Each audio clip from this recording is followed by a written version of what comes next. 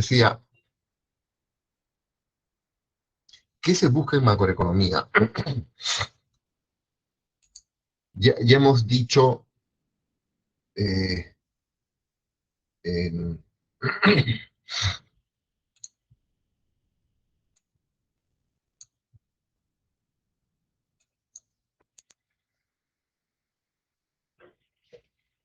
macro uno es la presentación de los distintos modelos macroeconómicos en orden histórico, cómo fueron apareciendo, ¿no?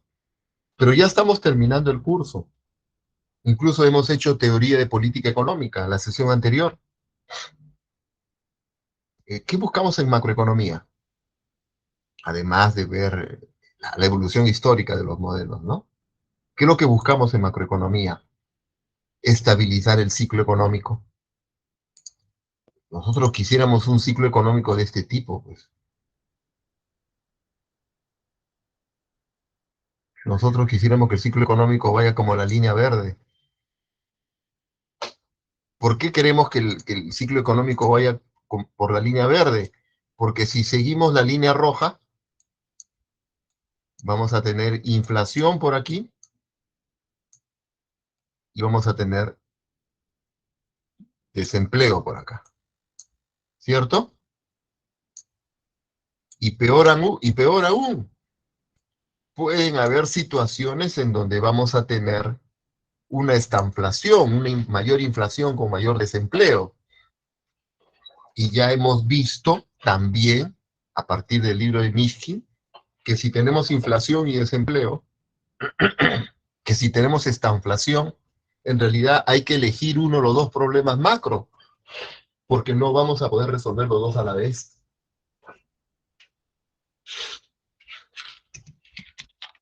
¿Ok?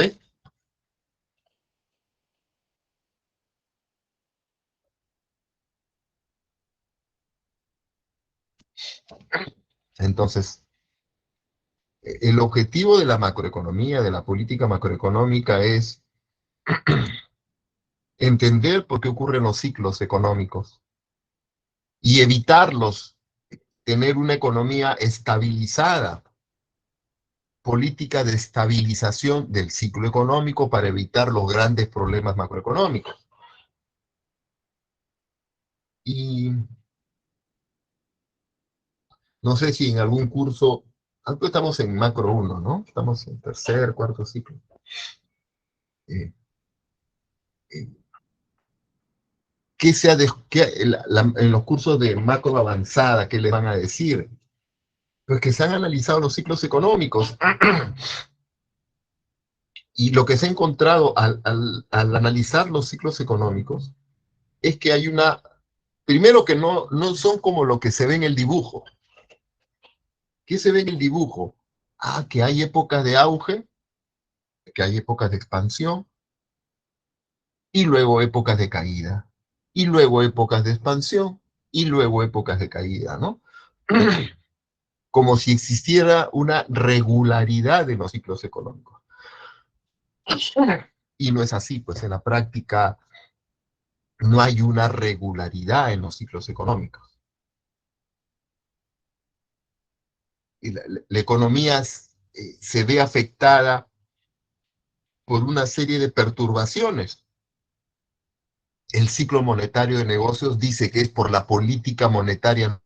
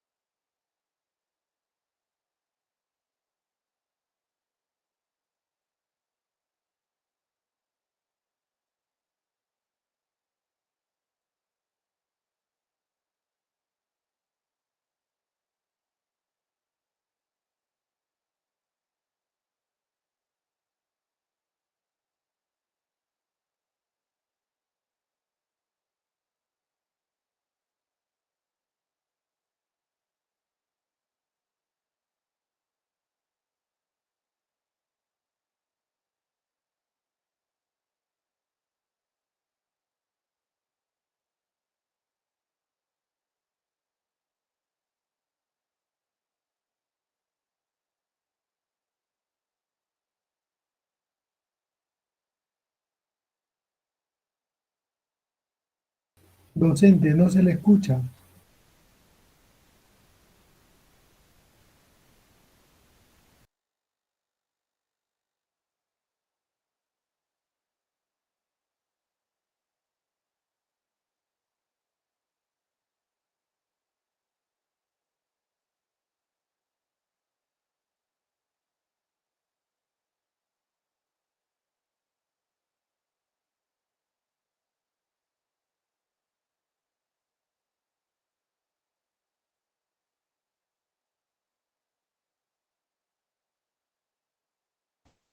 Docente, no se le escucha. Está muteado su audio.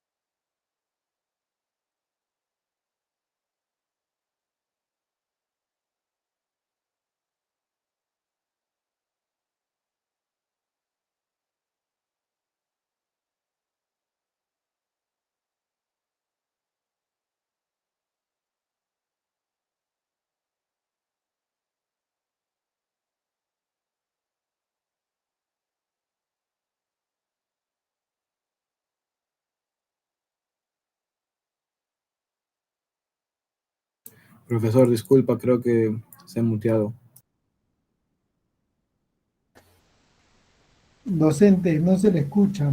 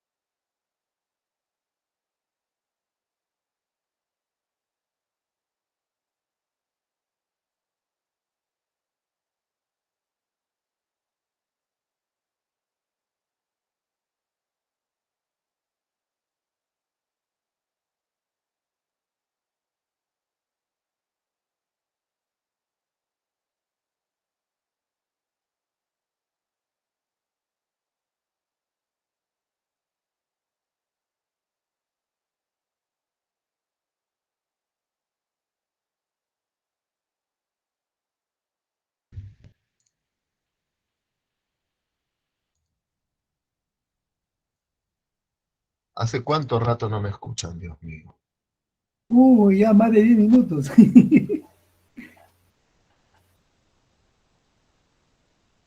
Dios, otra vez ese mismo problema. Nos quedamos arriba en el cuadrito donde estaba viendo ¿Ya me están desempleo e escuchando? inflación. Sí, hace 7 minutos, profesor. Sí, 10 entre minutos. 7 y 10, pero He cansado de hablar. O sea que no no, han escuchado la fija del examen final. No, profesor. No, profe. Le estábamos llamando. Pues yo les he dicho, escriban, por favor, escriban. Ahí sí, pero Jimena, sí, ahí lo sí hemos escrito. A pregunta, ver, mire repita, ahí repita. en ¿No? el Todo el chat. ciclo no me has hecho una pregunta y cuando digo que he dado las preguntas del final, ahí sí me dice. Le hemos estado escribiendo, profesor.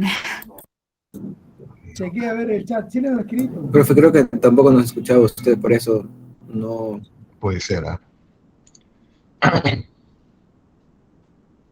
Sí, Margarita, está bien. Bueno, está en la grabación.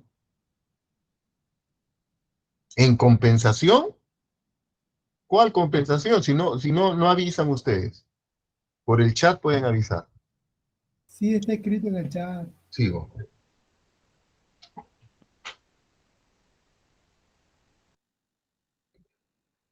Sigamos.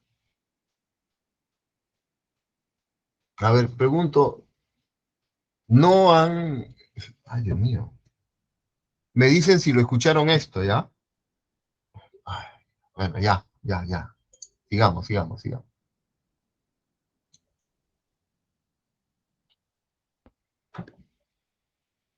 Yo lo que he estado diciendo,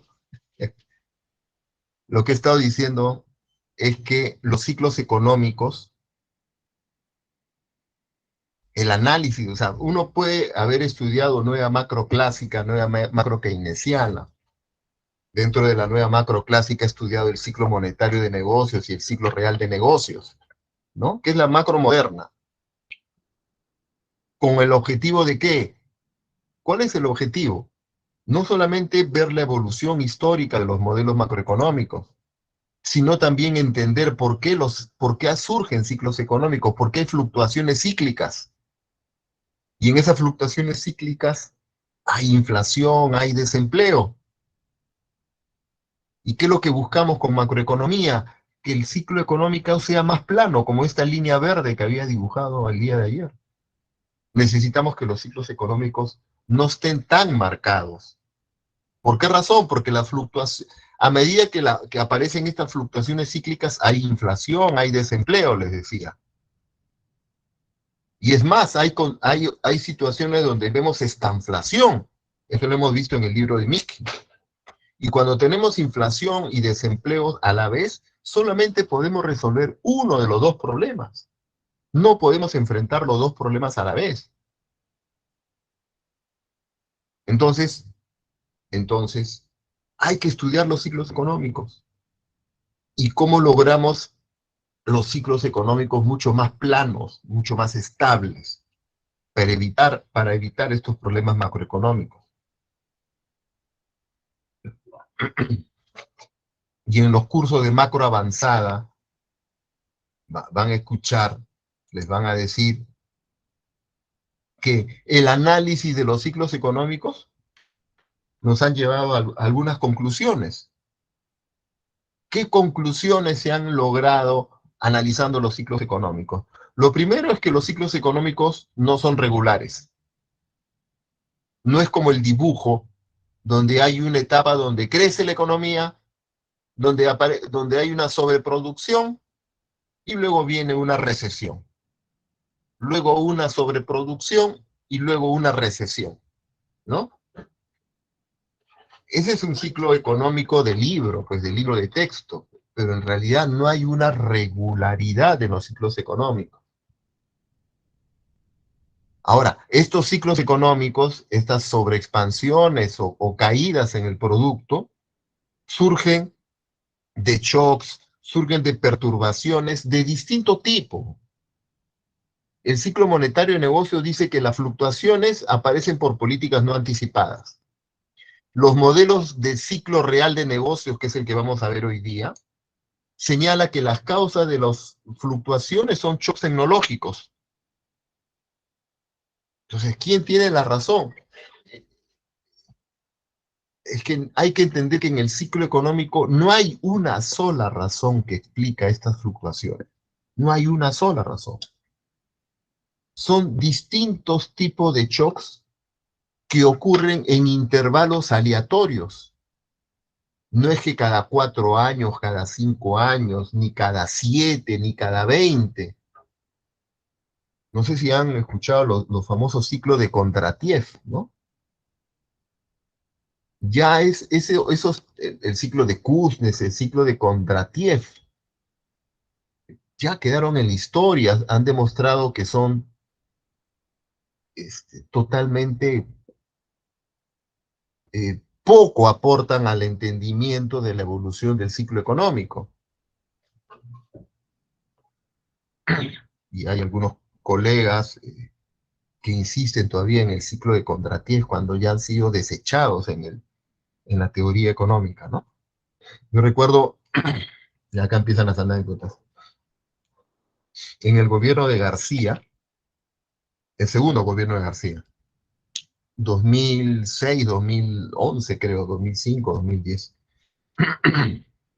ellos presentan el CEPLAN, el Consejo de Planeación Nacional, ¿no? Algo así como el que te planifica, un planeamiento estratégico del país. Presentan el plan, ¿no? Y estaba de presidente de ese plan, Cucho Aya, no me acuerdo su nombre, no es Aya de la Torre, ¿no? Sino que era parecido el apellido. Y cuando presenta el plan, yo había asistido a esa presentación a nombre de la Cámara, se pone a hablar de los ciclos de Kondratiev. Estábamos en el año 2007, 2008. Ciclo de Kondratiev. Me acuerdo que yo levanté la mano y es que la mayoría no conoce esto. Y le digo, disculpe, ciclo de Kondratiev en el siglo XXI, estamos en el siglo XXI, sí, ciclo de Kondratiev, eso de que el sistema capitalista tiene ciclos económicos de 50 años, y eso lo habían puesto en el marco teórico introductorio del Plan Nacional, ¿no? Ese plan esa planificación de la economía. Me parece una barbaridad. Y se la dije, ¿ah? Y en esa época era menos diplomático, ¿no? Y lo comenté, y después otros lo pescaron y también lo sacaron en los diarios, ¿no? Que cómo era posible un plan nacional de largo plazo y que tenga como sustento teórico, como marco teórico, los ciclos de Kondratiev. Dios mío, ¿dónde estamos? O sea, que estamos 60, 80, 60 años, 50 años ya, atrasados, desfasados, desactualizados. Pero ya eso en macro avanzada, si agarran buenos libros de macro avanzada, me van a entender eso que comento. Entonces, volviendo al tema, los ciclos económicos que ocurren en el mundo no son regulares, no son así como está dibujado ahí acá, ¿no? No son así, pues. No hay regularidad. Entonces, es más, no es que la nueva macro clásica en alguna de sus dos vertientes o la nueva macro keynesiana sea la que te explica las fluctuaciones cíclicas. No, son distintas razones. Distintos tipos de perturbaciones lo que originan estos ciclos. Y no hay una escuela macroeconómica que predomine sobre otra para explicar estas fluctuaciones cíclicas.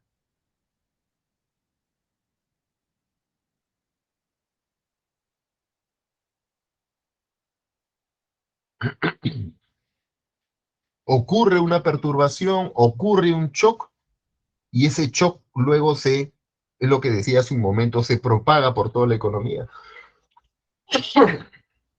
La crisis del 2009, la crisis financiera internacional, empieza en el sistema financiero, empieza en el mercado de valores, y del mercado de valores se propaga al sector real y afecta al PBI. Y estas fluctuaciones cíclicas que vemos, esta evolución del PBI que vemos, que repito, no es regular, no es uniforme, cuando uno analiza los ciclos económicos, encuentra también, por ejemplo, que el PBI por el lado del gasto, me refiero al consumo, a la inversión, al gasto de gobierno, tampoco tienen un comportamiento similar. El consumo varía de una forma, la inversión de otra, y dentro de la inversión hay distintos tipos de inversión. Hay inversión en construcción, hay inversión en maquinaria y equipo, y estas inversiones tienen un distinto comportamiento a medida que fluctúa el ciclo. Y lo mismo ocurre con las exportaciones. Entonces, los ciclos económicos, resumo, hay una ausencia de regularidad, ocurren por shocks, por perturbaciones de distintos tipos que no se puede relacionar a un solo modelo macroeconómico de los que hemos estudiado, pero que esos shocks se propagan en toda la economía, ¿no? Y la distribución o las variaciones que ocurren en el PBI y en cada uno de los componentes del gasto de la demanda agregada difieren entre sí. Hay una asimetría, se diría, asimetría en la variación del producto con la variación del consumo, de la inversión, del gasto de gobierno, etc. Eso es lo que estaba diciendo. Y dentro... Y el modelo macroeconómico que queremos estudiar hoy día es el modelo RBC, ¿no? El modelo del ciclo real de negocios, ¿no? Real Business Cycle. Entonces, este modelo RBC es desarrollado por estos economistas que vemos acá, Kydland, Prescott. Yo puse una llave aquí, porque Kydland y Prescott, ustedes en econometría van a llevar un test, van a aprender un test, el test de Kydland y Prescott. Que cuando lo vean, se van a dar cuenta que lo aplica sobre ciclos económicos, justo porque esa es la fuente de donde surgen los modelos RBC. Otro economista importante dentro de esta escuela del ciclo real de negocios es Robert Barro. ¿Sí? ¿Estamos bien hasta ahí? En el caso de Robert Barro, nosotros lo trajimos a Perú hace 2012, probablemente hace 10 años. Y trajimos a Perú a Robert Barro, ¿no? Ya ahora, de hecho, ya está pasando más a la historia. Hace 10 años todavía tenía algo de nombre, ¿no? ¿Cuánto creen que cobra uno de estos economistas cuando lo traes a un país? ¿Cuánto creen que cobran por una conferencia? A ver si se incentivan ustedes y se perfecciona. Uy, 10.000 es poco, doctora. No, 100.000 100.000 soles. tampoco. La décima parte de $1.000.000, no. Por ejemplo, Paul Krugman, que es conocido, premio Nobel, él cobra $40.000. $40.000. Y fuera de pasajes y estadía y todo, ¿no? $40.000 por hablar, ¿no? Robert Barro creo que cobró 30, no sé, 30, 20, por ahí, no me acuerdo, ya hace bastante tiempo.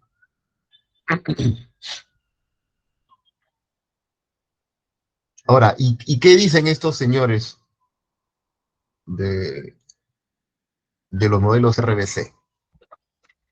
Los modelos RBC señalan que la causa de las fluctuaciones del ciclo económico, ¿sí?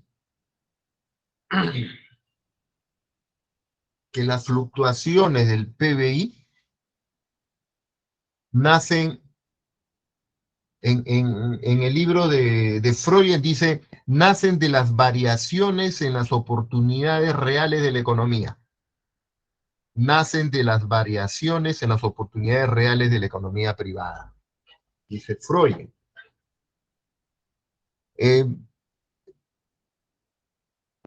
La causa de las fluctuaciones cíclicas no está por el lado de la demanda agregada.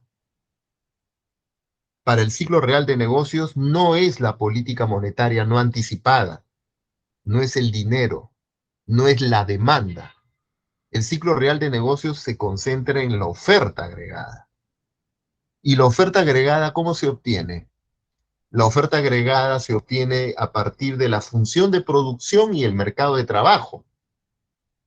La oferta agregada se obtiene función de producción y mercado de trabajo, ¿cierto? Ya, muy bien. Entonces, shocks, perturbaciones que ocurran en el mercado de trabajo o en la función de producción son las que van a explicar las fluctuaciones del ciclo económico. Cambios en la oferta agregada, sea porque ocurren en el mercado laboral, en la demanda de trabajo de las empresas, en la oferta de trabajo de las familias, o porque ocurre en la misma función de producción. Esos shocks, esas perturbaciones que ocurran en el lado de la oferta, sean transitorias o sean permanentes, sean temporales o sean permanentes, son las que provocan los ciclos económicos, ¿no? Y aquí abajito ponemos unos ejemplos, ¿no? Puede ser un avance tecnológico, nuevos productos que se lanzan al mercado, puede ser un mal clima, nueva fuente de materia prima, cambio de precio de las materias primas, como algunos ejemplos, ¿eh? Que afecten la demanda de trabajo, que afecten la oferta de trabajo, que afecten la función de producción. Eso es lo que provoca el ciclo económico. Y esto se parece mucho al modelo clásico. Lo que ocurre en el modelo clásico, nosotros cuando estudiamos el modelo clásico decíamos que era un modelo atemporal y que teníamos una oferta agregada vertical. Y que la oferta agregada vertical, que era así porque los salarios eran plenamente flexibles al alza y a la baja, la oferta agregada era vertical y solo cambiaba a largo plazo, decía el modelo clásico. La oferta agregada vertical solo cambia a largo plazo. Por todas estas razones que estamos poniendo aquí. Y otras más que menciona Freud. Pues bien, el modelo RBC, el modelo de ciclo real de negocios, señala que los cambios en la oferta agregada que se dibujaba vertical y a largo plazo, para este modelo RBC pueden ocurrir también pueden ocurrir en el corto plazo. ¿Sí? También pueden ocurrir en el corto plazo.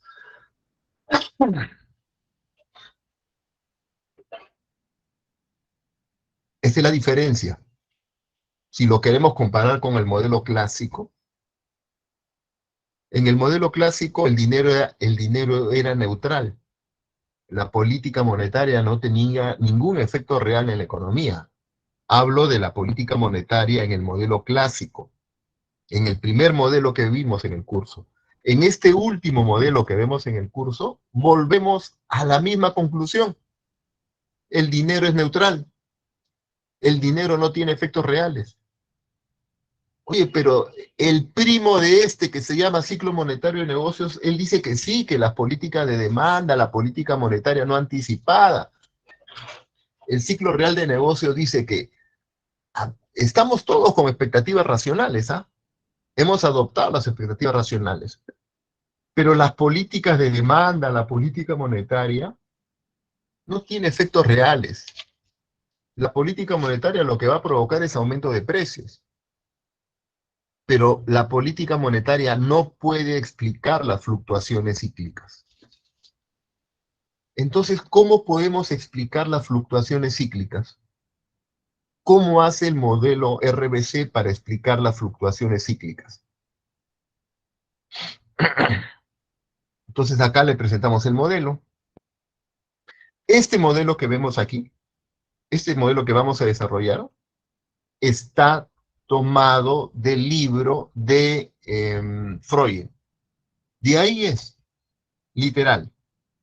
¿Ok? Lo importante de los modelos, ¿se está escuchando bien? Sí, profesor. Sí,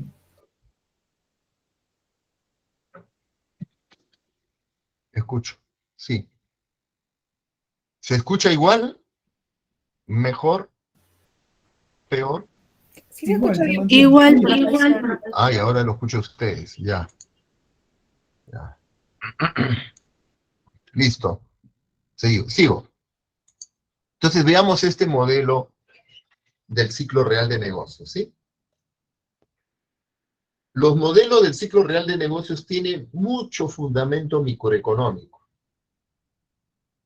Es más, les cuento, antes cuando tú llevabas eh,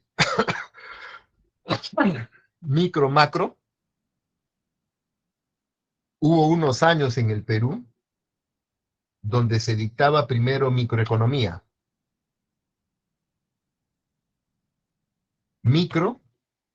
Micro 1, por ejemplo, micro 2. Después llevabas un curso que se llamaba Fundamentos Microeconómicos de la Macroeconomía. Fundamentos microeconómicos de la macroeconomía. Y después llevabas macro. Ese era el orden. ¿Ok? Cuando se llevaba micro 1, micro 2, fundamentos micro de la macro, macro 1, macro 2, en esos años, el fundamentos micro de la macro, el curso fundamentos micro de la macro, lo llevabas con el libro Macroeconomía de este señor de acá, con el libro de Barro. Con el libro de Robert Barro llevaba fundamentos micro de la macro. ¿Me dejo entender? Es más, yo tenía un profe muy bueno de microeconomía. Él dictaba micro 1, micro 2, y la última parte de su curso de micro 2, en la última parte, hacía fundamento micro de la macro. O sea, hacía todo, bueno, la mayoría de capítulos del libro de Robert Barro. El libro de Robert Barro fue un clásico en los años 80 y 90. Pero claro, la formación que te daba ese libro, ya hace un momento he comentado las conclusiones del modelo, la formación que te daba ese libro era que los ciclos económicos obedecían a shocks tecnológicos, que la política monetaria no servía para nada. Por lo tanto, si tú estudiabas fundamentos micros de la macro con Robert Barro, para ti los modelos keynesianos no servían para nada. Uno revisa el libro de Robert Barro y solo le dedica un capítulo a la ISLM, al modelo keynesiano simple, ISLM y ISLM Economía Abierta, en un solo capítulo. El libro tiene como 30 capítulos, pero un solo libro le dedica a los modelos keynesianos. Todo lo demás del libro es neoclásico o ciclo real de negocios, ¿no? Y tuvo su época de auge acá, en América Latina, en San Marcos, se utilizó un tiempo ese libro, ¿no? Pero vean. Y este modelo que vamos a ver es parecido al de Robert Barro, el modelo que presenta Freud. Freud nos desarrolla un modelo para presentarnos el ciclo real de negocios y las principales conclusiones. ¿Sí? Acá lo vamos a detallar el modelo. Date cuenta que empieza con una familia. una familia representativa, una familia que representa a toda la familia, a todos los hogares, donde tiene una función de utilidad y su función de utilidad depende del consumo. Acá le pondríamos signo más. Y LE se refiere al ocio, ¿de acuerdo? Al ocio. Por lo tanto, también iría con signo más. La función de utilidad depende de dos bienes, el consumo 1 y el ocio 2. Los dos son bienes normales, siempre quiero más consumo y más ocio para incrementar mi nivel de utilidad. Luego, te establece una función de producción. Allá la función de producción en función del capital y del trabajo, ¿no? El producto en función de capital y trabajo, sí, pero acá hay un término adicional. Z sub T. ¿Y cuál es la función del Z sub T en el modelo? Ah, que aquí vamos a representar los shocks de oferta. Aquí vamos a poner los shocks de oferta.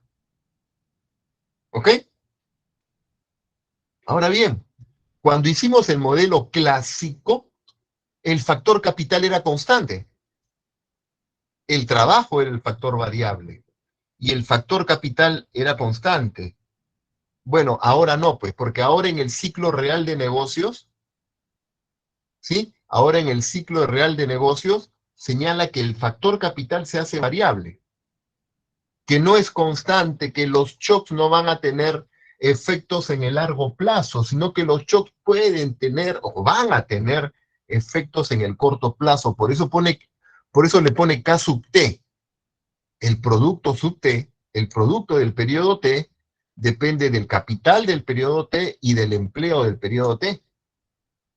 Entonces, si yo pongo el capital del periodo sub T, es porque también hay un capital del periodo T más 1 y hay un capital del periodo T más 2. El factor capital va cambiando año a año.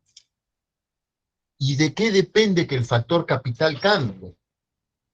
¿De qué depende que el factor capital cambie?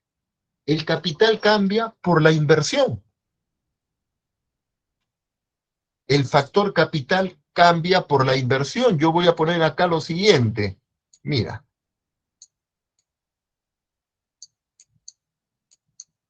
Imagínate que tenemos 15 tractores. Tractores, ¿ah?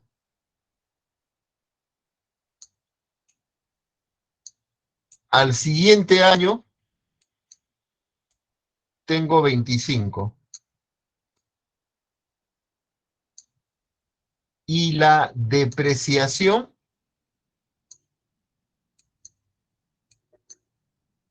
en el año 0 fue 4 tractores. ¿Sí? Escúchame bien. ¿Cuántos tractores tenemos en el año 0? Tenemos 15. ¿Cuántos van a quedar obsoletos en el año 0? Depreciados, inutilizados, que ya no puedo seguir empleando esos tractores. ¿Cuántos van a quedar fuera en el año 0? 4. ¿Y qué pasa cuando yo en el año 1 miro cuántos tractores tienes y tienes 25? Pregunta, ¿cuánto fue la inversión neta? Pregunta, ¿cuánto fue la inversión bruta?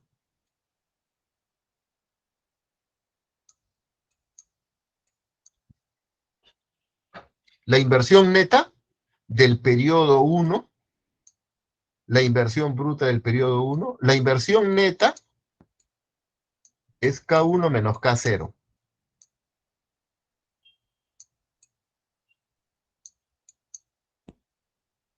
En otras palabras, ¿cuántos tractores invertiste en el año 1? Invertí en 10. Compré 10 tractores. Esa fue mi inversión. Esa fue tu inversión total. En total has comprado 10 tractores. Esa es tu inversión neta, pero en total, ¿cuántos tractores compraste? Primero compré 4 para reponer los que quedaron obsoletos, ¿cierto? Más 10. Entonces, ¿cuánto fue la inversión bruta? La inversión bruta fue 14 tractores. Exactamente, Natalie. 14 tractores. ¿Sí? Entonces, el factor capital cambia año a año dependiendo del nivel de inversión. El capital varía año a año dependiendo del nivel de inversión.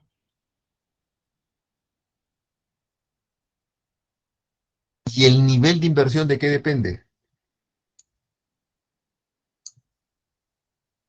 Lo hemos visto al comienzo del curso. Y hemos hecho ejercicios de contabilidad nacional con eso. El ahorro es igual que la inversión. El ahorro es igual que la inversión. Entonces, para invertir, tiene que existir ahorro. Si no, no hay forma. ¿Quién financia la inversión? Recuerdo que al comienzo decíamos, ¿quién financia a quién? La inversión financia el ahorro. Perdón, el ahorro. El ahorro financia la inversión. ¿Ok? El ahorro financia la inversión. Si hay ahorro, puedo invertir. Y si puedo invertir, aumenta el stock de capital. Y si aumenta el stock de capital, aumenta la producción. Repetimos. Repetimos. Si hay ahorro, entonces hay inversión. Si hay inversión, aumenta el stock de capital. Si hay inversión, aumenta el stock de capital. Y si aumenta el stock de capital, aumenta la producción. La función de producción crece. Tiene que haber ahorro para que haya inversión. La inversión aumenta el stock de capital, el número de tractores, y con eso puede aumentar el nivel de producción. ¿Ok? Entonces, para captar este efecto, es que este modelo dice, ¿no? La familia representativa consume y ahorra. Su ingreso, parte lo consume y parte lo ahorra. ¿Y el ahorro para qué sirve? ¿El ahorro para qué sirve? El ahorro sirve para aumentar el stock de capital. Mira, el stock de capital del periodo T más 1. ¿A qué es igual el stock de capital del periodo T más 1? Al stock de capital del periodo anterior, al stock de capital del periodo anterior, pero le estoy restando esto que está aquí en la tasa de depreciación. Es lo que decíamos. ¿Cuántas máquinas tenías inicialmente? 15. Y para el próximo año te quedas con las 15. Si tú este año tienes 15 tractores, para el próximo año tienes los 15 tractores, no, porque un grupo se va a depreciar. Un porcentaje de mis máquinas, un porcentaje de mis tractores van a quedar obsoletos. Entonces voy a tener menos máquinas. Sí, pero si he ahorrado, ese ahorro se transforma en inversión, el ahorro se transforma en inversión, y con eso aumento mi número de máquinas. El ahorro se invierte para incrementar el capital. Eso es lo que está acá.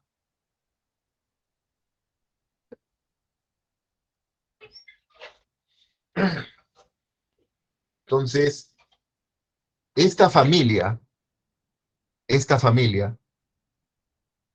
su nivel de utilidad depende de su consumo y de su ocio.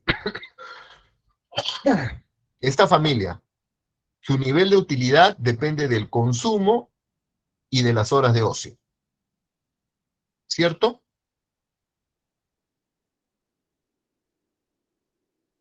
Tiene una función de producción que depende del capital, depende de cuántas máquinas, depende de cuántos trabajadores o cuántas cuántas horas trabaje, número de máquinas, cuántas horas trabaje, y de shocks en la oferta, perturbaciones en la oferta, representados por la letra minúscula Z sub T.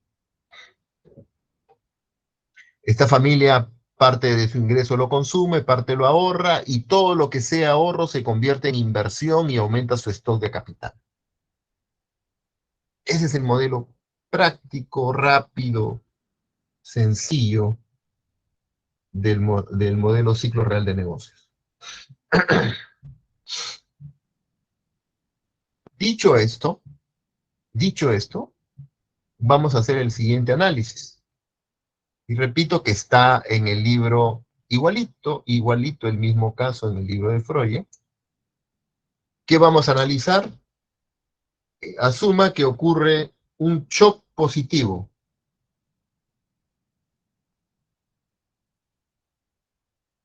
Un shock positivo, un shock tecnológico positivo, positivo y temporal. ¿Qué deberían analizar ustedes pensando en el examen final si me toca una pregunta del ciclo real de negocios? Primero debería analizar qué sucede si hay un shock negativo. Y después tendría que pensar qué pasa si es permanente y no temporal. ¿Sí? Acá está el shock tecnológico positivo. Lo que tenemos que ver es qué ocurre si es negativo, qué pasa si es temporal negativo, si es permanente. Eso es lo que hay que, lo que hay que evaluar. Entonces, a ver. Recuerda que esta es la función de producción, pero tú también tienes una demanda de trabajo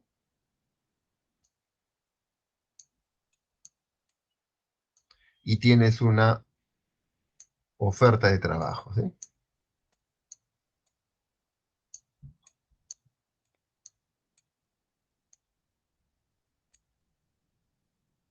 Ahí está.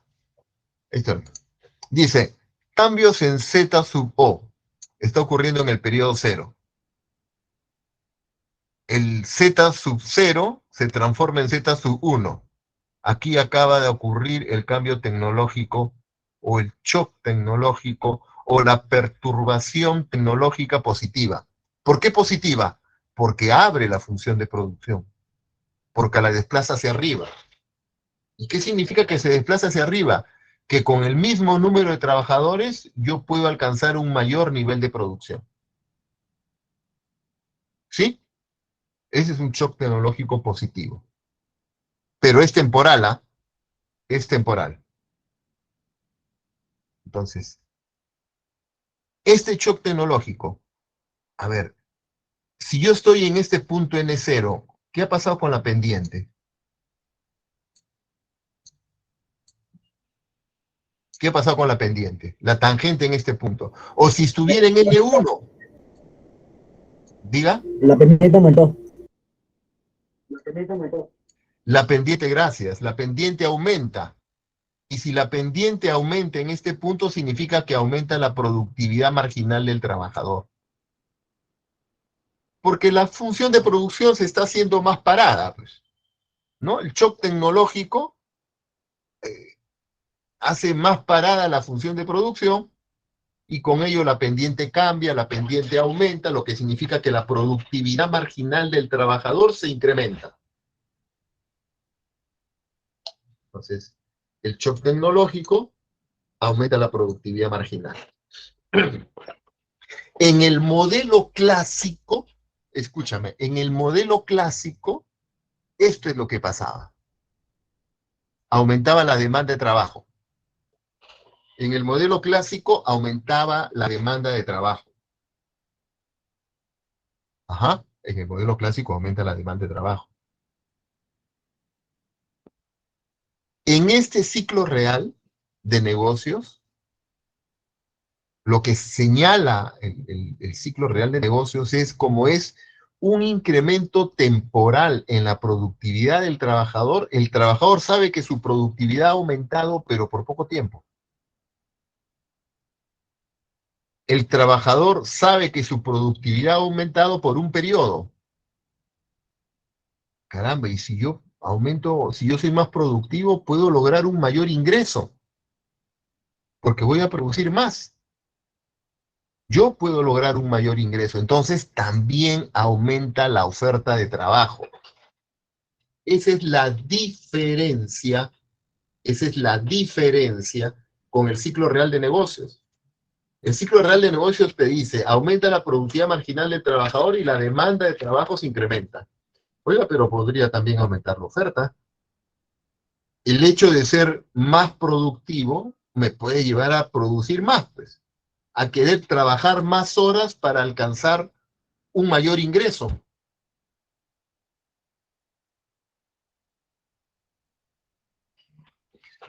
Entonces, hasta aquí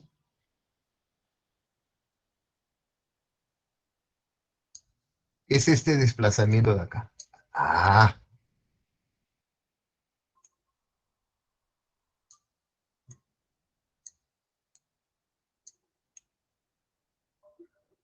ahí está. Está aumentando la producción. Estamos yendo del punto 0 al punto 1.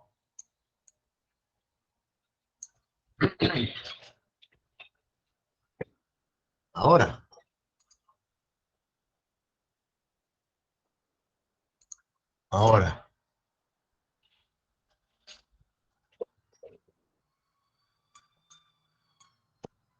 el ingreso o se consume o se ahorra. Estaba en la ecuación aquí, ¿ah? Estaba en esta ecuación. El individuo o consume o ahorra. ¿Qué aumentará acá? ¿El consumo o el ahorro? ¿Qué aumentará? ¿Consumo o ahorro? El hecho que sea temporal, que sea transitorio, hace que el mayor incremento sea del ahorro. ¿Por qué? Porque sabe que esta mejora en productividad, esta mayor producción va a ocurrir en un solo periodo. Entonces yo lo puedo ahorrar una parte para poder tener un mayor consumo en el próximo periodo. El ahorro de un periodo significa consumo a futuro. Entonces, si aumenta mi productividad, aumenta la producción, si mejora mi ingreso, yo digo parte de ese ingreso mejor lo ahorro para que gane intereses y el próximo periodo también pueda consumir más, resultado del ahorro que he obtenido ahora. Eso significa que el consumo no aumenta ante el mayor ingreso, ante el aumento en el ingreso, sí, yo aumento el consumo, pero aumento mucho más el ahorro. Y vuelvo a repetir esto, ¿ah? Esta reacción de mayor ahorro y un incremento del consumo de menor magnitud se explica porque el shock tecnológico es temporal. Es temporal.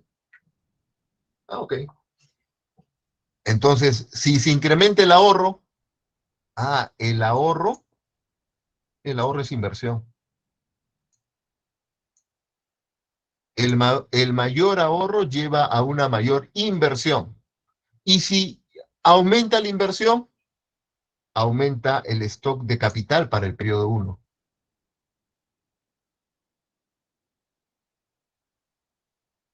Aumenta el stock de capital. Acuérdate, eso está acá también.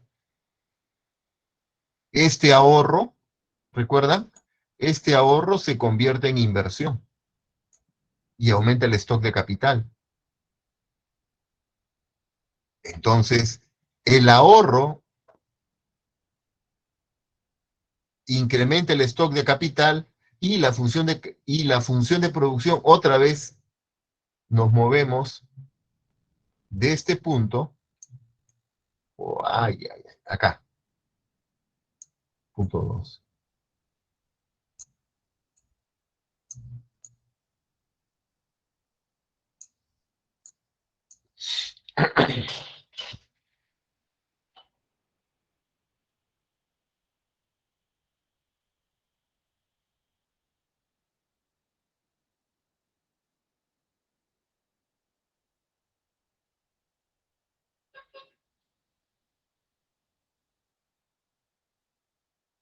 Lo clave en este ejemplo, en este caso, perdonen, lo clave en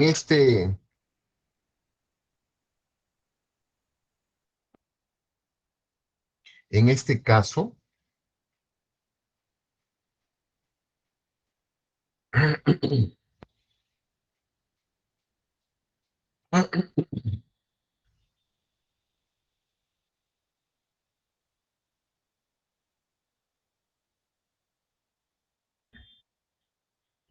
es que al ser un shock temporal, incentiva el ahorro. Y el incentivo del ahorro lleva a que se pueda producir, a que haya mayor inversión, mayor stock de capital y por lo tanto mayor producción. ¿Sí? ¿Qué cambiaría en este análisis si el shock fuera permanente? ¿Qué cambiaría en el análisis si el shock fuera permanente? Si fuera permanente, pues no aumentaría tanto el ahorro, aumentaría el consumo. ¿La razón cuál es? Que si aumenta mi productividad, pero de ahora en adelante, no solo por un periodo, si el shock tecnológico es permanente, mi productividad aumenta de una forma permanente.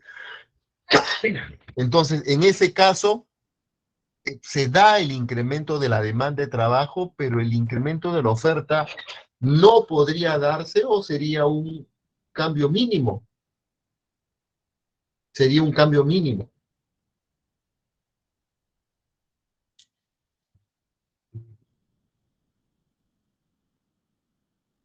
Lo mismo pasaría con el ahorro.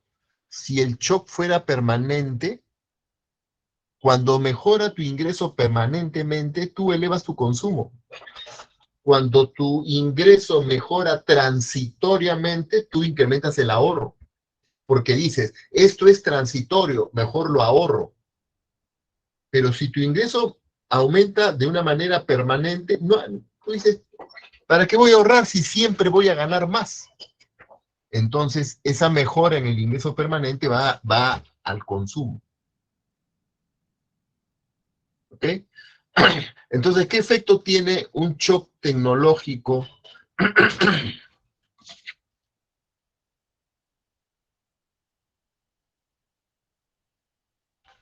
¿Qué efecto tiene un shock tecnológico, en este caso positivo, y que sea temporal? En resumen, el shock tecnológico positivo temporal, ¿qué efecto tiene? Aumenta la producción, verdadero. Aumenta el empleo, también. Se incrementa la demanda y la oferta de trabajo, correcto. Aumenta el consumo y no el ahorro, no. Si es temporal, aumenta el ahorro y el consumo, puede decir que tiene un incremento mínimo o puede decir también no aumenta el consumo. Solo lo que se incrementa es el ahorro. Sí hay que tener en cuenta que mientras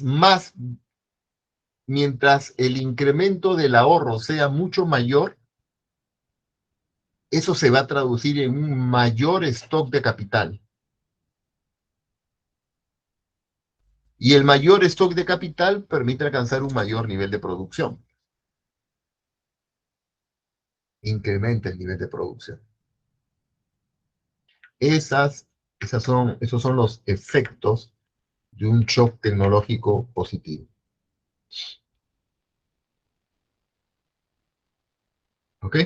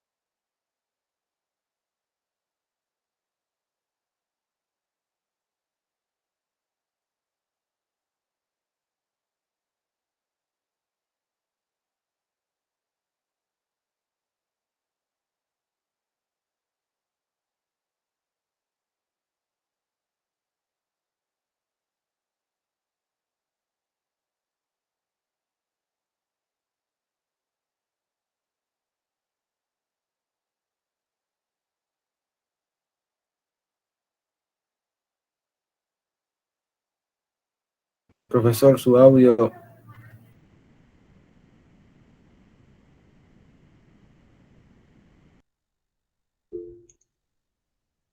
Gracias.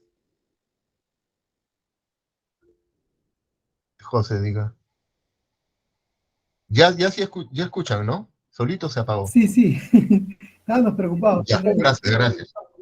Gracias. Eh, Estaba comentando que los shocks de oferta, lo que cambia la perturbación Z sub T, es el primer impacto, el mecanismo de impulso, el que origina el paso inicial a la fluctuación cíclica que va a ocurrir, ¿no? A la fluctuación del ciclo. Es primero el shock, que puede ser un shock tecnológico positivo, que puede ser un desastre natural que disminuye el Z sub T. Son distintos tipos de shocks.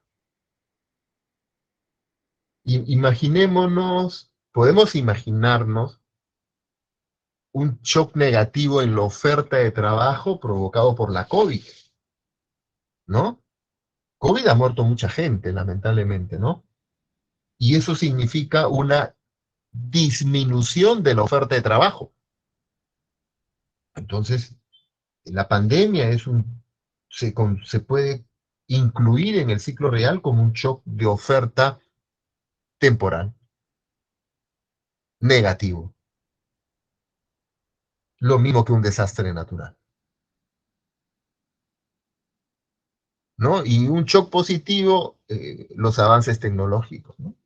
Hoy día, por ejemplo, hemos tenido una reunión cuento, esto sobre la tecnología 5G. La tecnología 5G. La Embajada de Japón ha venido acá y ha expuesto lo que los japoneses tienen como tecnología 5G y lo que se quiere promover para Perú, ¿no? Pero ahí, en ese caso, para el caso peruano, la tecnología japonesa sale siempre un poco más cara, un poco más costosa. Ustedes, por ejemplo, les cuento rapidito, ¿han escuchado esto de los trenes, la línea 3, la línea 4 del metro, ¿no?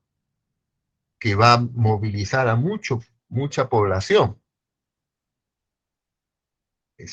Ay, se quiere hacer la línea 3, pero eso va a exigir un endeudamiento público fuerte.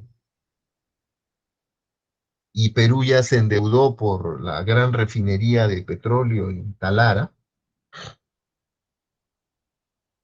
que empezó con un monto inicial y ahora ha terminado costando más de 6.000 millones de dólares.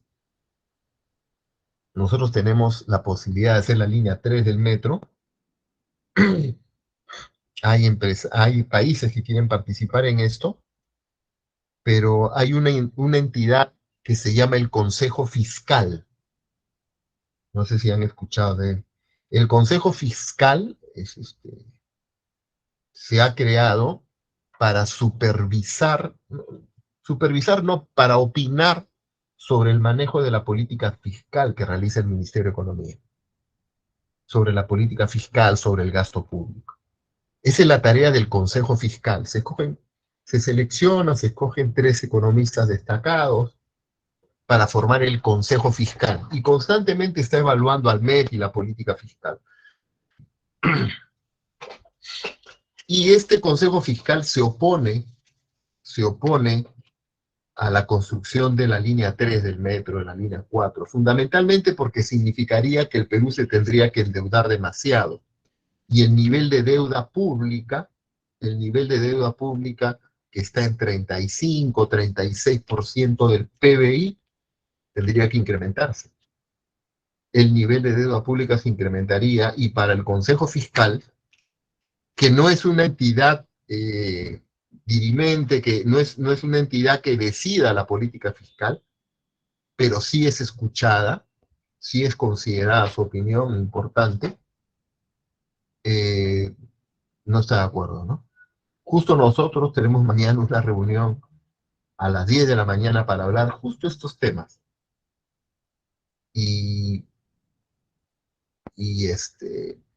Pero una línea 3, nueva tecnología, mejorando el transporte, disminuyendo la contaminación ambiental, podría ser positivo, ¿no? Y lo quería comentar.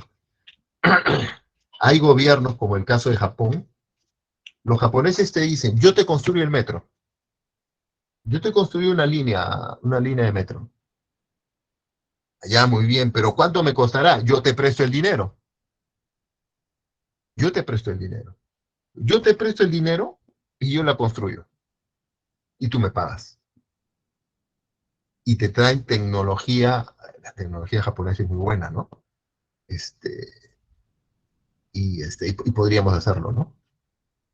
O sea, es simplemente que tú digas, sí, hazlo, y ellos firman contrato con el gobierno y lo hacen, ¿no? Pero ¿qué pasaría? Pues es como que el endeudamiento del país se incrementaría demasiado, porque es cierto, te traen una muy buena tecnología, pero muy cara. Unos muy buenos trenes, pero muy caros. Es como que uno de nosotros dice, voy a comprarme mi primer auto y se compra pues una nave. No empieza de a pocos, ¿no? Pero tu primer auto y te compras una nave. Y te vas a tener que endeudar demasiado, ¿no? Eso es lo que ocurre.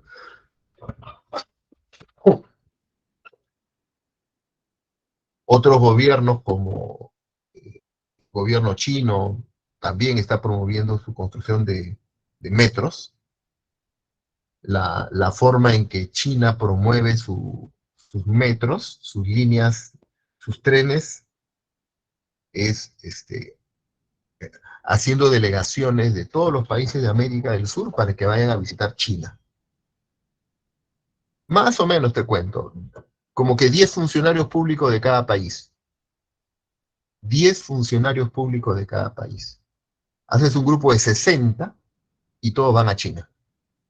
En China los reciben, los pasean por los trenes, hacen vida turística, les enseñan las líneas metro, cómo funcionan, y los regresan al Perú un mes después. A cada uno a su país un mes después. Le dan bolsa de viaje, le dan todo. Todo le dan.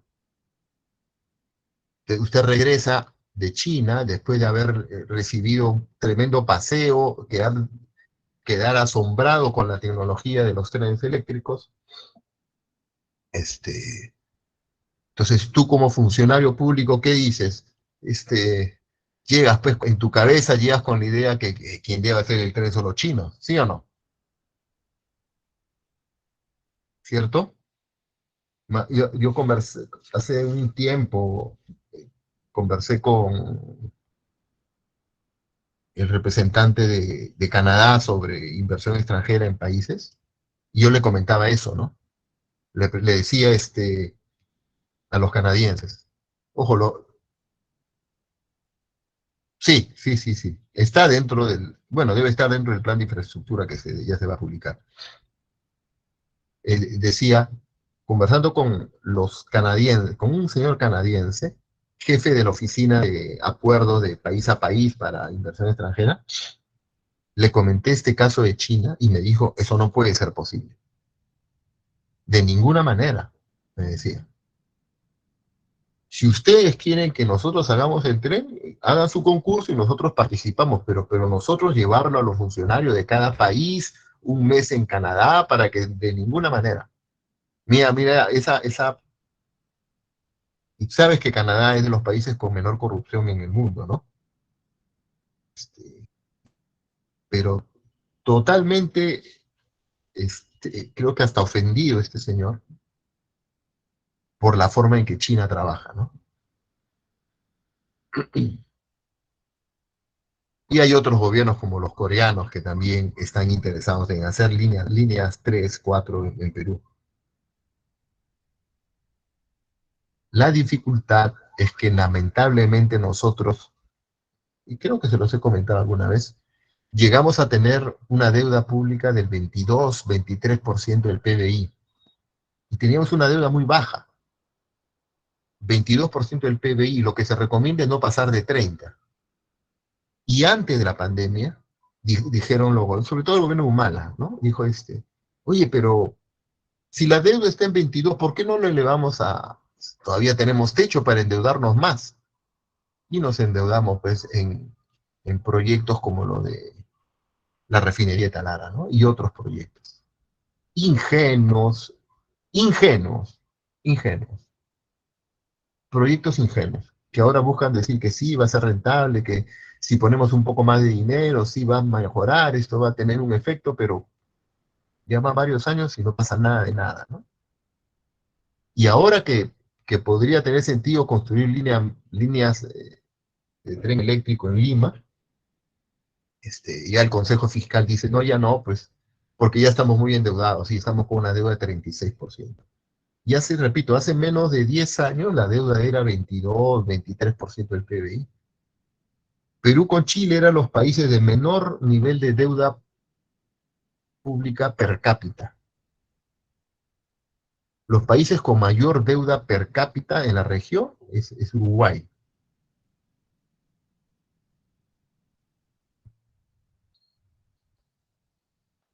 Sí te leí, José. Pero yo voy a que te... Como que a los funcionarios lo van haciendo amigables con la inversión china, ¿no? Lo van siendo amigables, ¿no? Y así todos los años salen delegaciones, ¿eh? Oye, sigo, no me voy a dividir. Entonces, decíamos, el impulso se da por el shock, por el Z sub T. Pero luego ocurre una propagación de los efectos. Y luego ocurre un mecanismo de ampliación y difusión.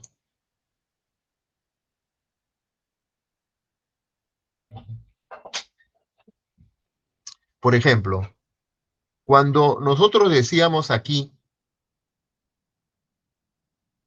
que al ser un shock transitorio se ahorra y el ahorro se transforma en inversión, que al ser un shock transitorio el agente económico ahorra y el ahorro se transforma en inversión, ¿sí? Esa inversión no es que va a ocurrir en un solo periodo. Voy a regresar a la ecuación. Esta ecuación me está considerando que lo que yo ahorro se invierte y al siguiente año ya aumentó el stock de capital. Al siguiente año ya aumentó el stock de capital. Eso es lo que se está considerando acá. Más adelante lo que quiere decir Freud aquí es, ¿a qué se refiere los mecanismos de persistencia? O sea, que el choque era transitorio, dura un poco más de tiempo. Y lo que explica Freud, y acá es lo que quiero decir, que las inversiones, a veces como son montos muy grandes, no se realizan solamente en un año, y que se pueden realizar en 2 o 3 años. Estoy comentando en la construcción de la línea 3, la línea 4 del metro. Eso no lo vas a hacer en un año. Eso te va a llevar 4 o 5 años terminarlo. Entonces hay un mecanismo de persistencia. Se incrementa el ahorro, entonces se incrementa la inversión, ¿sí? Pero esta inversión se va a realizar, por ejemplo, en 4 años.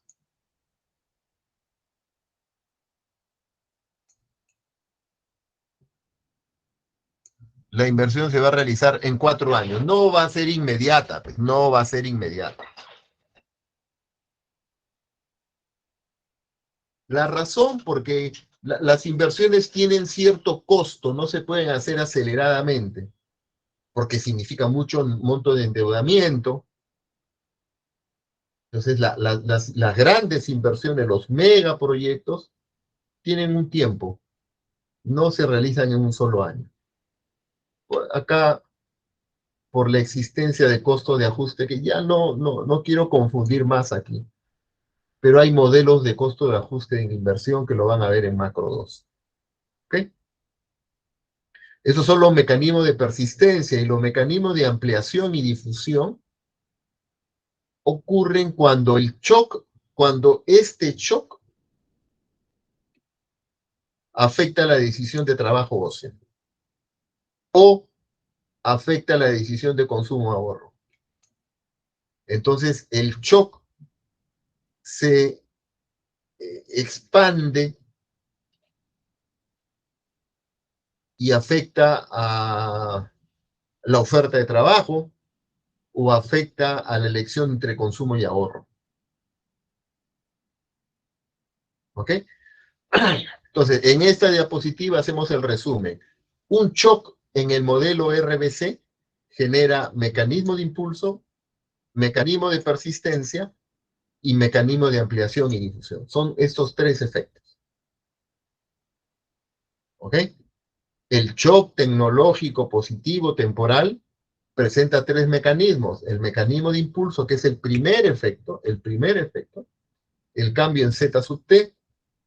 El segundo mecanismo de persistencia o propagación, porque las inversiones no se realizan instantáneamente.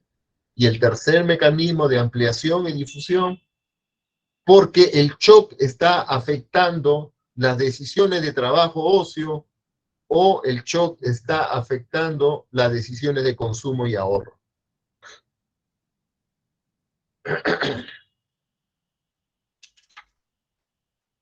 Hagan ese mismo análisis cuando es temporal positivo, cuando es temporal negativo, cuando es permanente positivo, cuando es permanente negativo.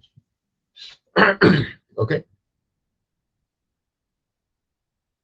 Vamos terminando esto.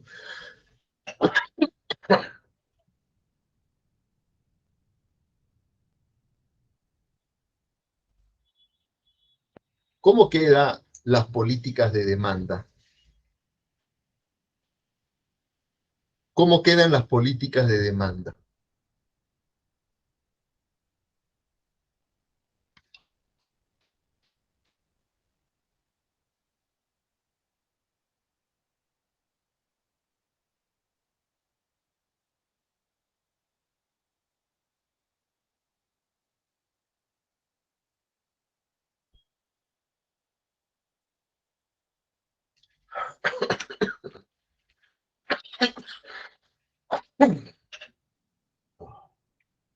¿Cómo son las políticas de demanda? ¿Cómo es la política monetaria? Entonces, como el modelo clásico, el dinero es neutral. El dinero solo mueve precios.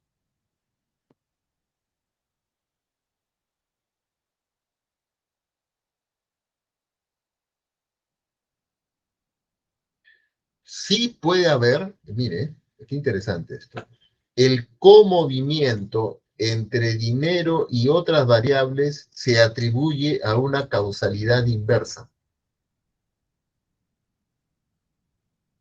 El comovimiento entre dinero y otras variables se atribuye a una causalidad inversa. O sea, suponte que aumente el PBI. No es que el dinero está afectando el PBI para el ciclo real de negocios. Si hay un comovimiento, si hay un movimiento simultáneo entre dinero y producción, es porque el producto está llevando a que el dinero se mueva. Acá dice, el aumento en la cantidad de dinero en las fases de expansión del ciclo, ¿qué es el efecto y no la causa de la expansión? Con esto ataca al ciclo monetario de negocio. O sea, si el PBI aumenta,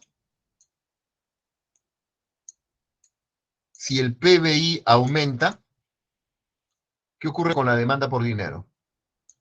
Si el PBI aumenta, la demanda de dinero aumenta. Entonces, como está creciendo la demanda de dinero, yo tengo que aumentar la oferta para mantener el equilibrio en el mercado monetario. Porque si aumenta la producción, aumenta la demanda de dinero y yo no aumento la oferta,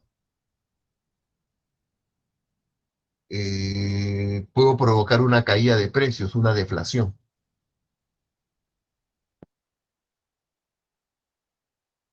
O como dice acá, más facilito. Si crece la economía y aumenta la demanda de dinero, mayor demanda de dinero sube la tasa de interés. Y el BCR dice, la autoridad monetaria persigue objetivos en tasa de interés, o sea, el BCR controla la tasa de interés. Mayor PBI, mayor demanda de dinero, ¿qué haría la autoridad monetaria? ¿Qué haría el Banco Central? Aumenta la oferta. ¿Por qué la autoridad monetaria aumentó la oferta? Para mantener constante la tasa de interés. ¿Y por qué la tasa de interés quiere subir? Porque hay mayor demanda de dinero, porque está aumentando el PBI. Entonces, consecuencia de la expansión económica, consecuencia del aumento del PBI y un banco central que está buscando control de tasa de interés o mantener constante la tasa de interés, obliga al Banco Central a incrementar la oferta de dinero. Entonces, el comovimiento entre dinero y producción no es atribuible al dinero, sino atribuible a la producción. ¿Ok? No es que el dinero tenga efectos reales en la economía. Para el ciclo real de negocio no es así. El dinero no tiene ese objetivo. Y es más, la conclusión con esto que estamos mencionando, más que conclusión, la recomendación de política monetaria para el ciclo real de negocios es que si quieres controlar la inflación, controla la cantidad de dinero, ¿no? Tal como lo señalaba la ecuación cuantitativa de Fisher en 1911. El ciclo real de negocios mantiene el principio clásico de que el dinero provoca inflación, ¿no? Y si encontramos, repito, y si encontramos un movimiento entre dinero y producto, la causalidad es que el producto, que el cambio en la producción, obliga al cambio en la oferta de dinero. Y en materia fiscal, en materia fiscal,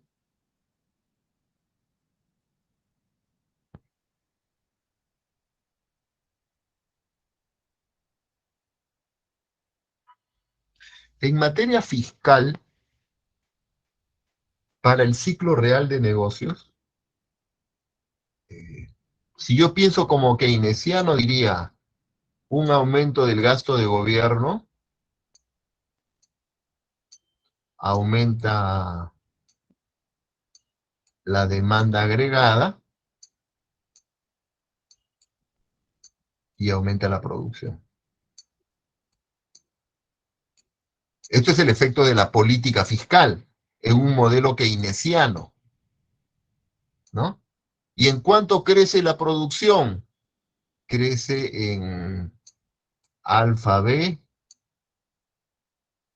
entre H más, ya no me acuerdo. ¿Cuál era el multiplicador fiscal? Alfa B K, creo. Ya no me acuerdo, creo que era así. H más alfa B por K. Ahí está en una parte del curso. Este es el multiplicador de política fiscal. Aumenta el gasto de gobierno, aumenta la demanda, aumenta la producción, la ISLM en este multiplicador. Pues escúcheme, Robert Barro hizo una estimación de multiplicador de política fiscal, pero no de corto plazo. Pero no de corto plazo.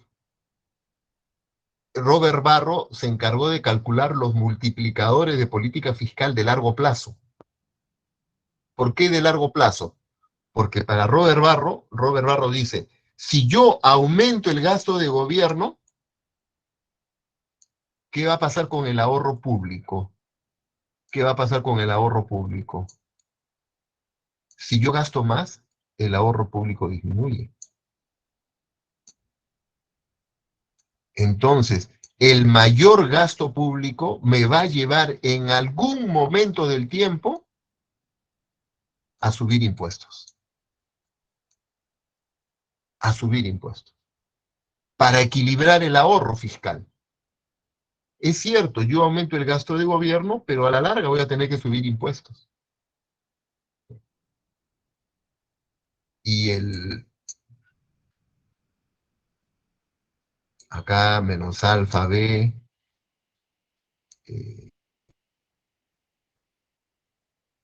por C,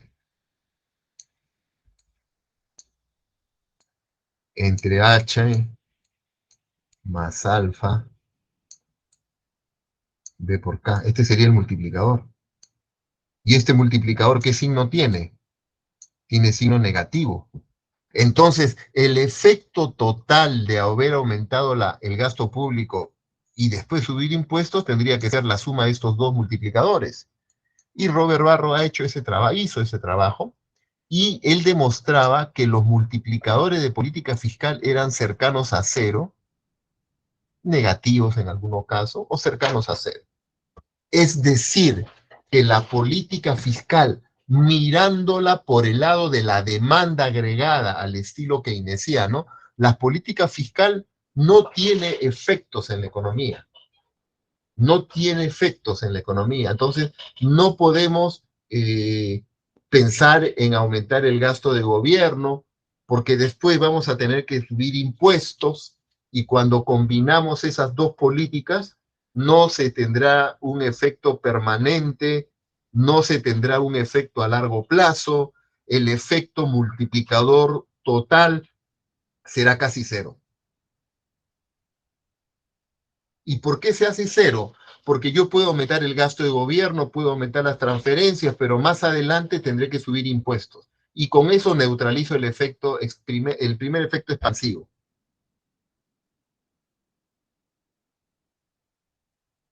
Entonces, ¿cómo debería ser la política fiscal según el ciclo real de negocios? La política fiscal, según el ciclo real de negocios, debe minimizar los cambios en impuestos. Debe minimizar los cambios en impuestos. Los impuestos, lo que recaudemos por impuestos, debe servir para financiar los servicios públicos. Y nada más. Los impuestos deben financiar los servicios públicos. ¿Ok? Los impuestos deben financiar los servicios públicos. Entonces no necesitamos altos impuestos. Y lo que Robert Barro destaca está en esta última línea.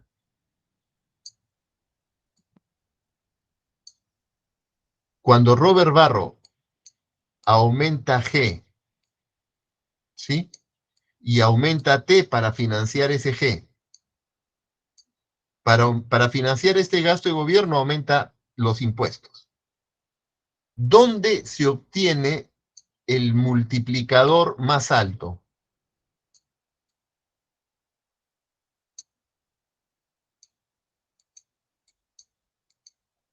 Ahí dice multiplicador, ¿sí? Hace un momento le decía, no, el multiplicador es cero. El multiplicador es cero. excepto en un rubro del gasto público.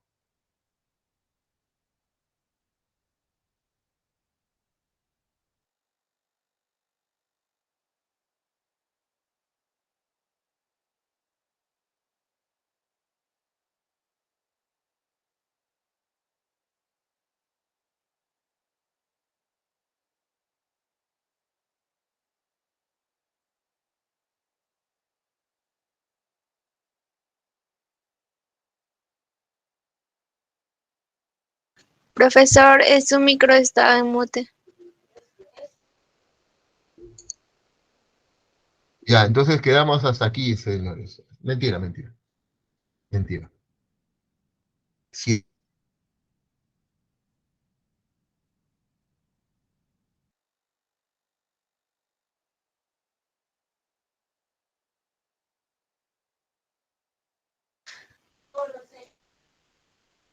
Se volvió a silenciar, profesor. Su Profesor, su audio. audio. Profesor, su micro se le ha apagado.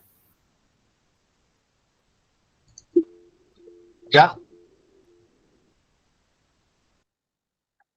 Ahora está. sí, profesor. Ahora sí. Decía,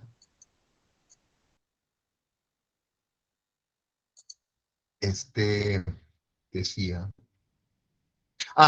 Decía que Robert Barro, en su análisis de los multiplicadores de gasto público, mira, ¿no?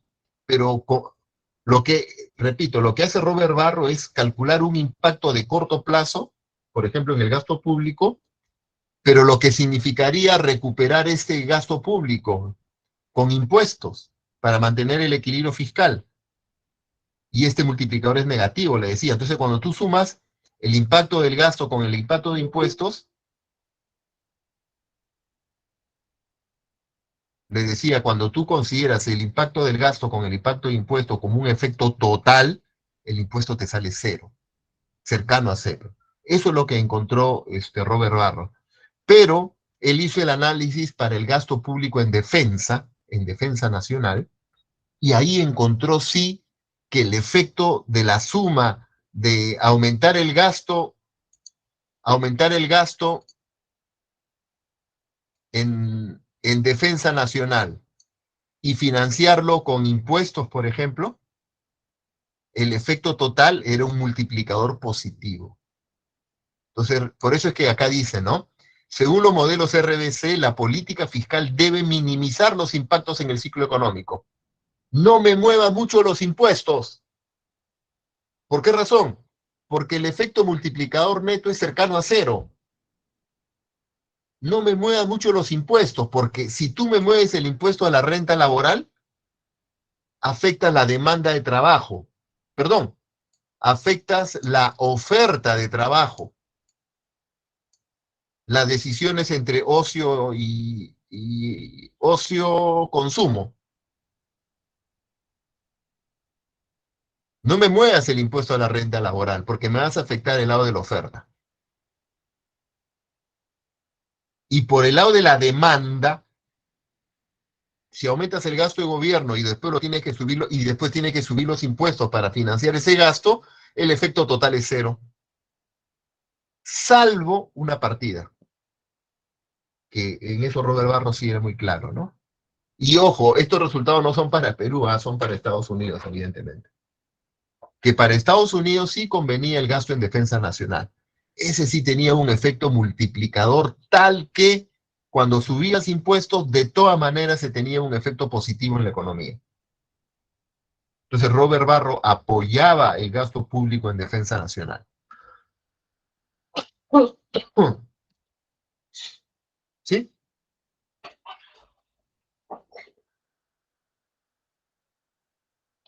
Algo más aquí.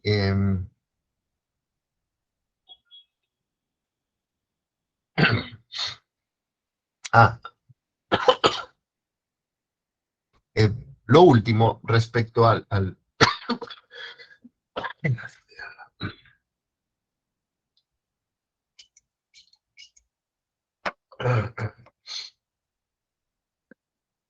lo último, lo último. Hemos dicho de la política monetaria que afecta a precios. Por lo tanto, hay que controlar la inflación controlando la cantidad de dinero. Que si en el análisis del ciclo económico vemos movimientos entre dinero y producción, no es que el dinero sea no neutral, no es que el dinero aumente la producción, sino que es una causalidad inversa. El crecimiento del producto y de la demanda de dinero conlleva o nos lleva a que tengamos que aumentar la oferta de dinero. En el caso de la política fiscal, ya estamos cerrando aquí, en el caso de la política fiscal puede afectar el empleo y la producción.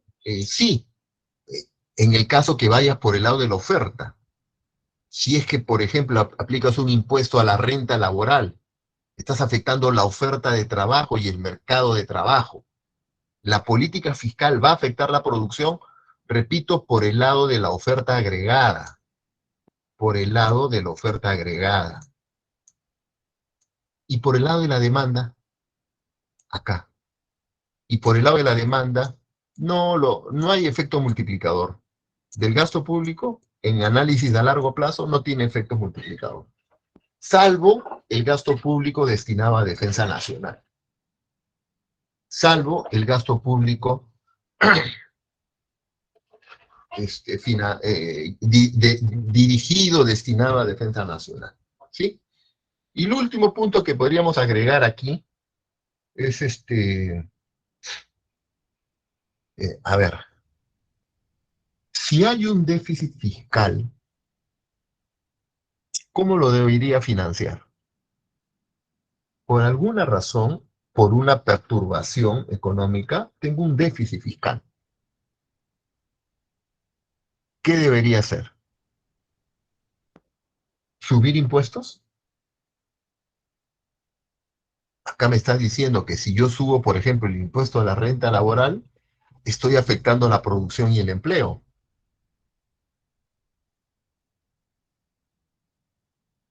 Los instrumentos de política fiscal pueden afectar el empleo y la producción. Estoy preguntando, si tengo un déficit fiscal, ¿qué debería hacer?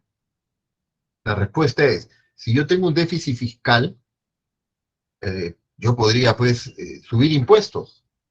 Sí, pero con eso afecta la producción y el empleo. Entonces, en el caso de un déficit fiscal, por un choque externo, por una perturbación negativa, en el caso de un déficit fiscal, escúchame bien, ¿ah? Podría ser más conveniente financiarlo con emisión de dinero. Oye, pero ¿tú no me estás diciendo que el dinero afecta inflación? Sí, te estoy diciendo que el dinero genera inflación. Entonces, ¿por qué me recomiendas que en caso tenga un déficit fiscal, lo financie con emisión de dinero? Yo digo que yo como ciclo real de negocios tendría que evaluar, de repente es más conveniente financiarlo con emisión de dinero y generar inflación antes que financiarlo con impuestos y afectar la producción y el empleo. ¿Me dejo entender? Algo así como un mal menor. Yo debo, ante un déficit fiscal, de repente financiarlo con emisión de dinero es genera menores distorsiones en la economía que financiar el déficit fiscal con mayores impuestos. Que financiar el déficit fiscal con mayores impuestos. ¿Ok?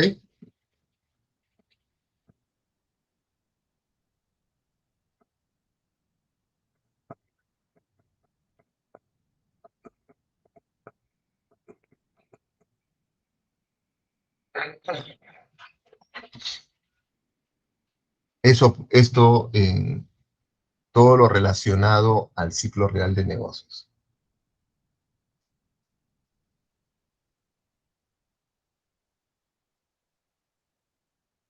Eh, cuestionamientos al ciclo real de negocios. Hay uno que es muy, muy claro y muy contundente, ¿no? ¿Puede un cambio tecnológico, puede un shock tecnológico positivo o negativo afectar a toda la economía? Yo más bien pensaría que un shock tecnológico, sea positivo o negativo, puede afectar a una o como dice acá, ¿no? Impactar a determinados sectores económicos. Pero pensar que el shock tecnológico te va a llevar todo el PBI para arriba o todo el PBI para abajo, eso es difícil de creer, ¿no?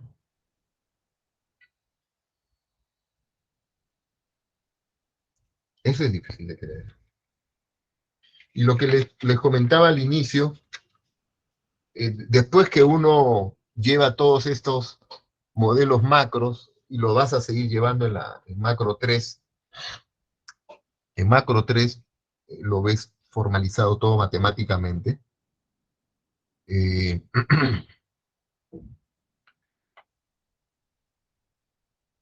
las conclusiones que les mencionaba, ahí me gusta mucho el libro de David Romer, Macroeconomía Avanzada,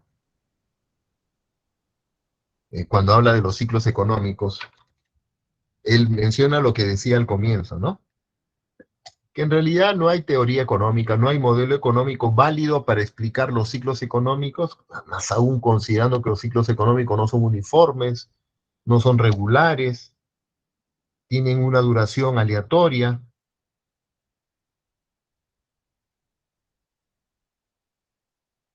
y afectan de manera distinta a cada uno de los componentes del gasto agregado, de la demanda agregada. Entonces, dicho esto, ¿cómo puedo yo tratar de, con una sola teoría, explicar todas las fluctuaciones cíclicas? Evidentemente que no se va a poder. Evidentemente que no, eso no va a ser posible. Pero el objetivo del curso era ¿cuál? El objetivo del curso era mostrar cómo ha ido evolucionando la macroeconomía históricamente, desde el primer modelo, el modelo clásico, y esperé esta última para terminar con un modelo similar al primer modelo que estudiamos, que es el modelo clásico, y en este modelo que es el modelo del ciclo real de negocios. Lo que no significa que este sea el mejor modelo, ¿ah? Lo que no significa eso, pero que sí es importante que conozcas los de la nueva macro clásica, los de la nueva macro keynesiana, porque yo pensaba y decía, ¿qué pasaría si alguien quiere hacer un trabajo de investigación, una tesis sobre el ciclo económico peruano y ver por qué las fluctuaciones? Evidentemente que no nos vamos a pegar o no vamos a tomar una sola teoría como la única. Eso va a ser imposible. Tiene que ser un conjunto de las teorías que uno estudia, que ha estudiado, para poder explicar ciclos económicos. Y además mencionar que, que esto de la irregularidad de los ciclos, comprobada en la actualidad, eh, nos permite dejar a un lado modelos que han querido explicar ciclos económicos de 50 años, por ejemplo, ¿no? Yo recuerdo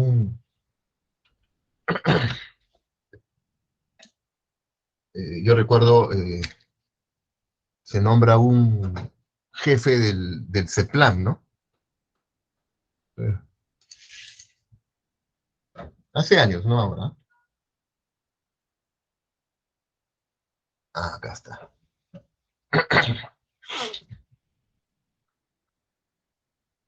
Oh, qué pesado.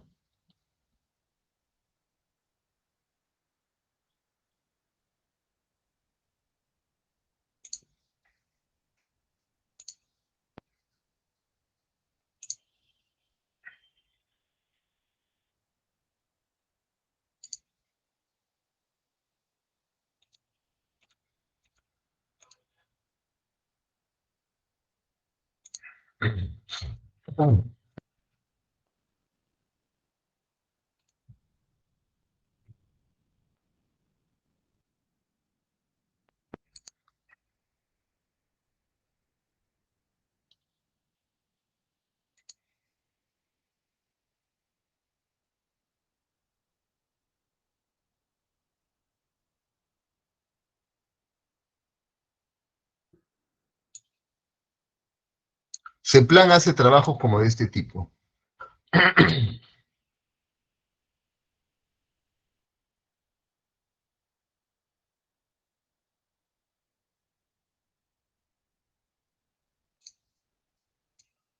Ah, no lo tiene.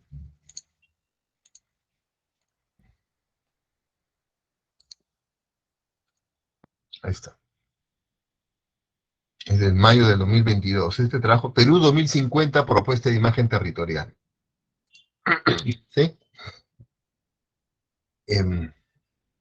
Yo recuerdo un presidente de CEPLAN que tenía todo el marco teórico del ciclo de Kondratiev. ¿Ya? Y el ciclo de Kondratiev, que esto manejan los marxistas, menciona que el mundo capitalista va a caer. Que el mundo capitalista va a caer, ¿me escucha? No, el sistema capitalista va a quebrar y va a desaparecer y surgirá un nuevo sistema económico, un nuevo modelo económico que regirá el mundo. Eso predice el ciclo de Kondratiev. Y ponen un gobierno, pone a un economista como presidente de CEPLAN, o director ejecutivo de CEPLAN, a una persona que piensa así. ¿Y cuál era su función como director ejecutivo de ese plan? ¿Cuál es tu misión, tu objetivo como institución? Determinar el horizonte hacia dónde va el país al año 2050. Entonces yo decía, pero si para él al 2050 no va a existir sistema capitalista, ya no existirá la economía de mercado. Entonces, ¿cómo lo pones a él a dirigir ese plan? Bueno, ¿no? Entonces, como funcionario, decía, pues vamos a apuntar, o sea, para él como funcionario, sí, pues hay que hacer un plan para ver cómo Perú saca más provecho de la economía de mercado. ¿Cómo puede sacar más provecho? ¿Cómo puede ser una mejor economía dentro de una economía social, bajo un esquema de economía social de mercado? Pero en su interior va a desaparecer la economía social de mercado, pues no va a existir porque el sistema capitalista va a quebrar. ¿Comprende? Es ese tipo de incoherencias que hay. Y un evento del Colegio de Economistas, ¿qué fue del Colegio de Economistas? Fui a escuchar las charlas y él habló, ¿no? Y hablaba del ciclo de Kondratiev y que el sistema capitalista va a caer. Yo decía, por Dios, cómo es alguien en su forma ideológica, pero cuando ocupa un cargo público, ahí se amolda, se adecúa al medio ambiente, ¿no? Y habla otras cosas distintas a las que piensa, ¿no? Entonces, por eso es que he estado para esta última sesión, creo que es la última, ¿no? En un ratito hablamos eso. Y hablarle de esto de los ciclos económicos. Para los que les guste macro, aprovechen, búsquense un buen profe de macro 3 que les pueda teorizar y modelar todos estos temas que hemos visto. ¿De acuerdo? Bien. Ahora, conversemos algunos temas ya administrativos del curso. Marjorie, por favor, quiero que me ayudes aquí, yo voy a estar tomando nota. Me escribiste algo el otro día.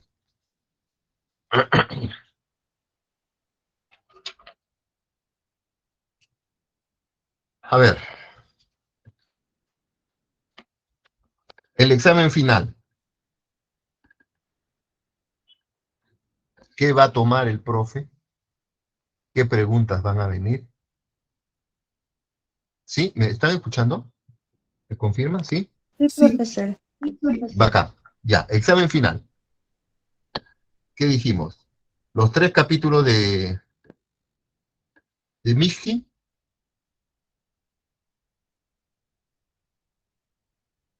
De los 3, los 2 primeros se complementan. Entre los 3 se complementan, es casi lo mismo.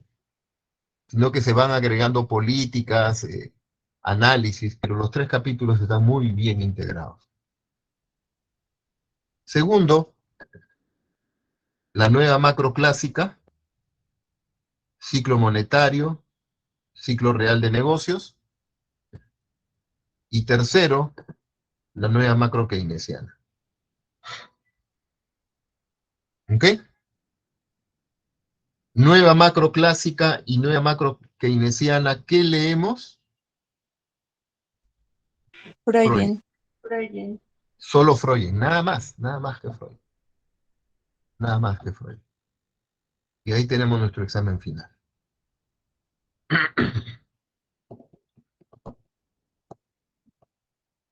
¿Cuántas preguntas? Yo calculo 3 preguntas. Estaba pensando dejar 4 preguntas y que respondan 3.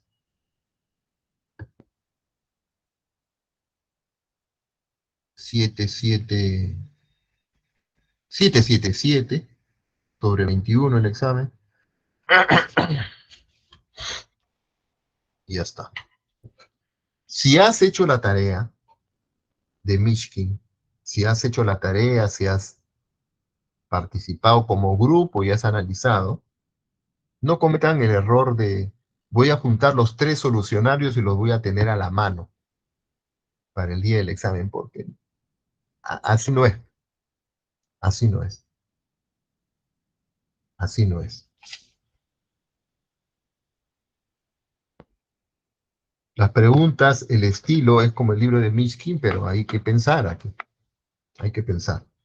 Por eso estamos pensando, por eso estamos diciendo, 3 preguntas, 2 horas. Son 180 minutos. No, 120. 40 minutos por pregunta.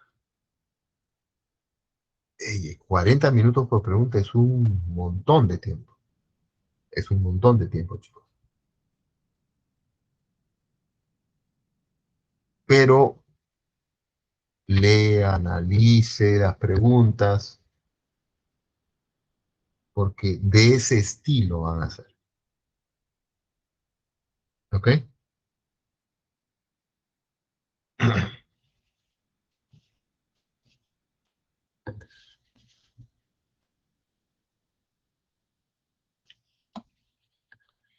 Luego me dicen, a ver, vamos a ver.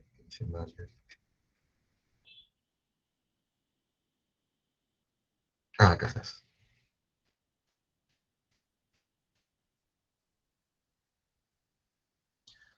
¿Cuándo es el examen? ¿Tenemos fecha?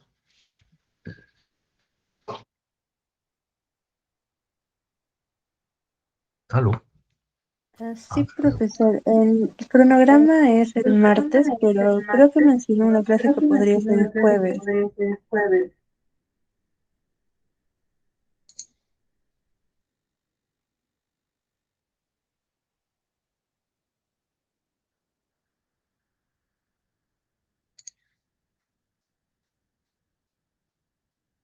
A ver. Casualidad. No, ya. Sí, correo, ¿no? O sea, que tiene más publicidad. O lo podemos dar docente el martes y el jueves, ¿cómo se llama? La recuperación del parcial. ¿Qué le parece?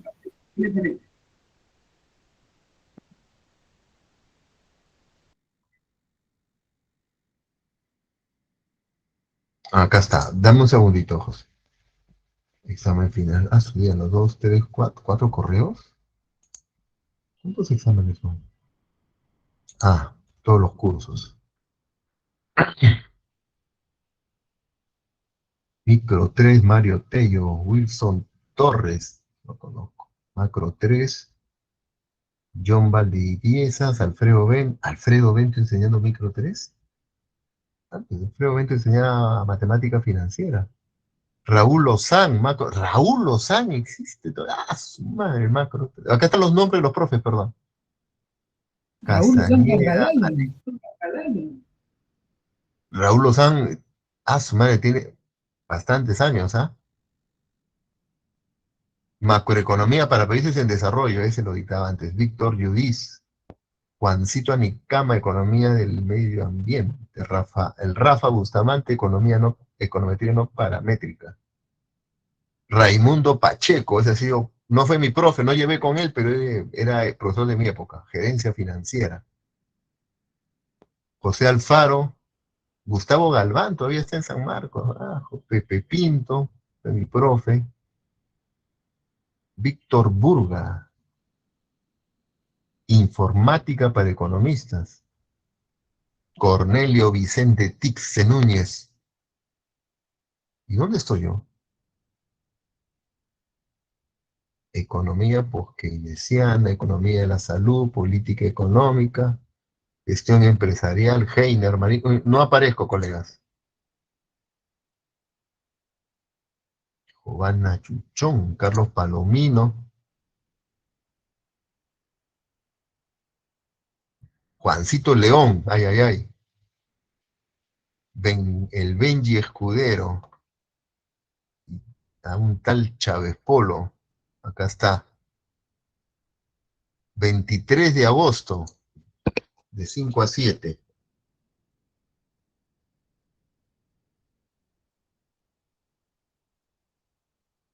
Ya. Ya, Mario. 23 de agosto, de 5 a 7. Ese es martes.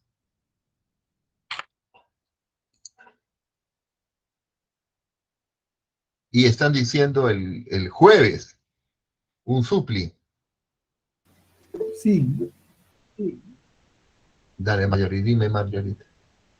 Profesor, justo como le estaba comentando por WhatsApp, para que quizás el día martes sea el sustitutorio del examen parcial y el día jueves podamos rendir el final.